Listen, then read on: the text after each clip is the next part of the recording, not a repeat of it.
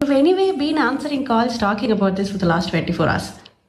Tell me in 30 seconds, what is this whole IndiGo thing? The government said the pilots need more rest.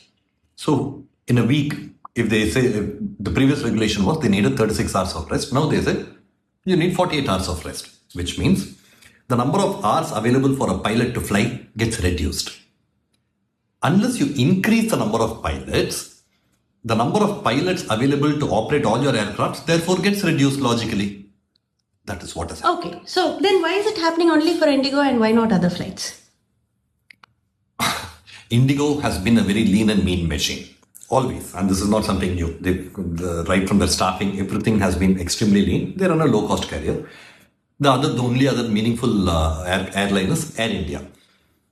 Air India, probably given that many of their aircrafts are anyway grounded, they probably must have had a surplus of pilots from those aircrafts to be able to cater to this. So this is okay. Then what if I bring pilots from Air India to IndiGo? No, it's not that simple. For a pilot to move between two airlines in India, if you're a senior pilot, there is a mandatory notice period of 12 months. And if you're a co-pilot, the notice period is a mandatory 6 months. So you just can't go poaching people. And why did this happen all of a sudden? This wasn't all of a sudden. The government issued this notification well in advance, sometime in 2024 itself, telling that this is what is coming.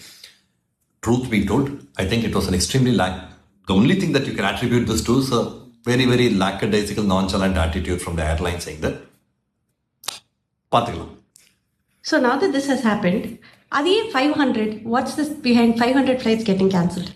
The math is fairly simple. See, they moved it from 36 to 48 hours, the mandatory rest, which means that is about 20 to 25% reduction in the available flying hours. If you don't staff yourself adequately, then the 25% of the flights will have to get cancelled. IndiGo does about 2,200 flights a day. So 25% of it is roughly about 500 to 550. Okay, what happens now? What happens now? As we say, as of now, the government has yielded. They've rolled back these new regulations, which means I sense the things will come back to normal in the next 3 to 4 days.